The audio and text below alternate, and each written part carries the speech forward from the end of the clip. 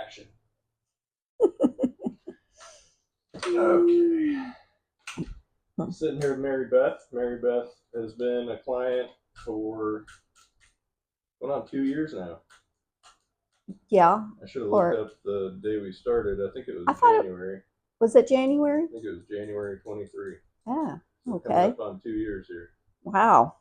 Time flies when you're having fun. I guess so. So just want to ask you a few questions, just kind of check in on, where we are now compared to where we started. So where were you at physically before we started working together? Physically, I was working out on my own. I have been for many, many years because of my condition with rheumatoid arthritis and how important it is to continue for the inflammation and just for overall health. Mm-hmm. And I'm going to go a little off script already. I wasn't prepared for this. Can you kind of go into like a little deeper, like what life looks like for you with your arthritis and like how you kind of deal with that? Well, okay, so I've had rheumatoid arthritis, which is a lot different from just osteoarthritis, and so it affects your organs too. So you have to be careful, and affects a lot of things. And since I'm not on medication with my rheumatoid arthritis, it's even more important for the exercise and for with nutrition too. Mm-hmm. So I've learned to live with pain. Don't like it, but I do it. Mind over matter kind of situation. But I really do think the exercise helps to keep it at a level that doesn't totally affect my my lifestyle, but maybe a little bit. Yeah, and I guess a common theme is when she shows up, I like to check in and make sure, like, if she's got anything physically affecting her that day, that I'm aware of it before we start working out. And the common thing is her hands, where it's how you feeling today? Is your back good? Your knees good? And it's the hands are like the most affected, probably part of that. Which I mean, a lot of trainers would probably like attack that a certain way, like, oh, let's avoid things that use your hands, like do a lot, which we've kind of taken a different approach to that, where it's, we don't do a lot of things differently than I do with other clients or with, somebody less affected, where it's like, obviously we're taking certain precautions around it, but not enough that, we're not like kneecapped in what we can do right here. So next question. What made you decide to start looking for a trainer? I decided I wanted to maybe it would help build more muscle. And as you age, I won't, you can obviously look and see that I'm older. But it's truly important for muscle mass. And also to lift for inflammation, for cytokine. It helps it to release more. I'm not going to get the terminology correct, but anyway, it does help with kind of to help with the inflammation and reduce it some. So I wanted to just have somebody kind of help me out to make sure that I was doing the exercises correctly. And also, I had been following ATG for quite a while and wanted to get a trainer that was that knew about ATG and to help me with some of those exercises. What was it about ATG specifically that you were like, this is something I can trust? If I find an ATG certified coach, this is like a good thing for me? As far as knees over toes and to strengthen my knees, because that is one of the areas that can be affected by the RA. Mm-hmm. So I knew I had to build structure around my knees Mm-hmm.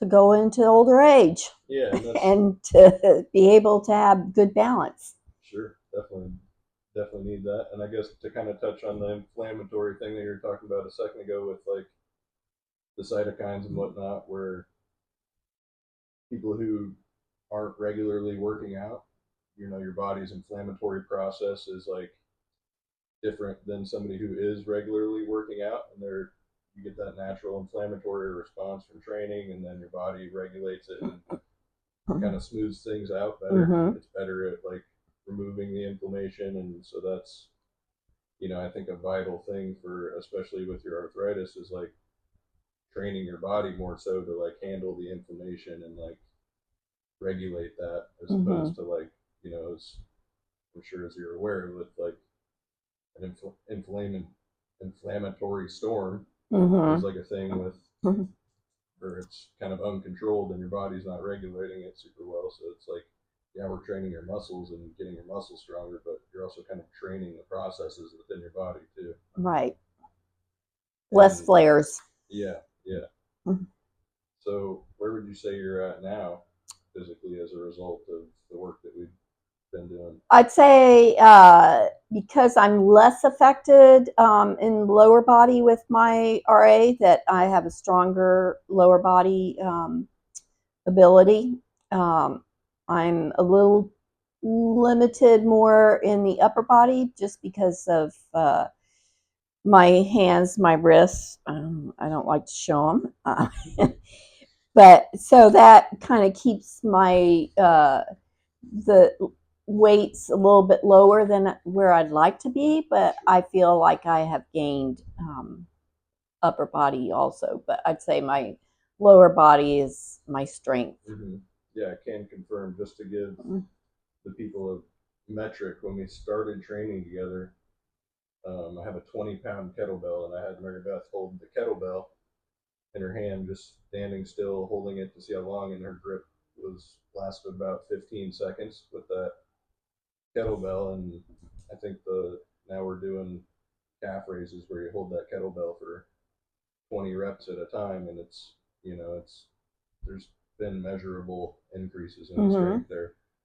And even with the upper body being more limited, we still managed to increase that strength there where you're pressing almost 15 pounds now, which one of the things with the RA and the wrists is you want to kind of avoid things that are pushing against that extension. So pressing movements. Mm-hmm. Um, but I guess some things that we've done to kind of cater around that is, the grip, those little like grip things that I got, Right. the fat grips on the dumbbells, just little things to kind of like accommodate a better grip position, where it's like it's nothing crazy up. You don't need special equipment or anything like that. Moving right along, what's been your favorite part about training with me? I would have to say that, well, just what you touched on, that some of the exercise are more tailored toward my needs and my weaknesses. And so, that's a very plus in my book. Uh, and explanations of exercises, the sets and the reps, and any questions I have regarding the exercises, or if what I've seen on social media. And you think So, I've done pretty well at explaining things? yes, you have. Very nice. So that I find that very helpful. And also our shared interest in nutrition and health.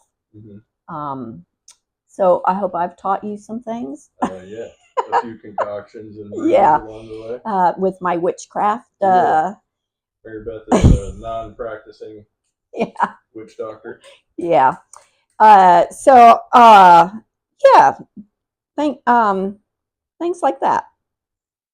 So one of my favorite things about working with you, and this wasn't a question I prompted you for on purpose, but it's just like your tenacity and like the way you not only approach training, but it's like the way you approach life, how you kind of like I think there's a lot of people with rheumatoid arthritis out there that would go to a doctor and get prescribed medication and, take that like handheld route of like embracing their health where Mm-hmm. you're the exact opposite of that. You're like, the doctor told me this, so I'm going to go do that, and you'll take things that they give you and like make it your own and concoct, various things to like, you cater your whole life around this thing where it's like, you can tell that this is your main motivation. Your health is your main motivation.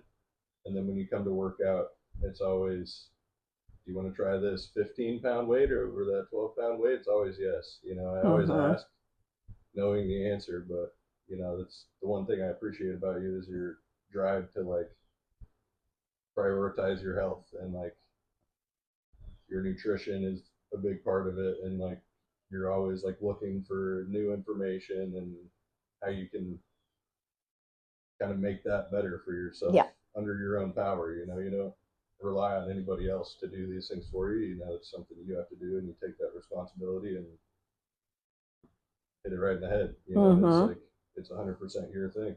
Yeah, you have to advocate for yourself. That's for sure these days. Yeah, you're the billboard for that. Last question: who would you recommend to train with? I'd say anybody that wants to develop a a sense of prioritization of building more muscle mass and just getting the knowledge of wanting to work out in a serious way, um, and understanding exercises which are the best to succeed with your body structure, um, and and you'll get an honest person out of Austin. Thank you. I appreciate that. So I guess just to kind of wrap it up, I don't have any more questions written down, but I guess that's it. Yeah, yeah. Is there anything else that you got that Um, no, you just gotta keep on. keep on keeping on? I like it. And I appreciate that Austin will allow me to challenge myself instead of just keeping me, at a certain level. I just count the reps. Sometimes. That's the hardest part of being a trainer is counting reps. And I'm constant. Whenever we're like halfway through a set, I'm like 6. She's like 8.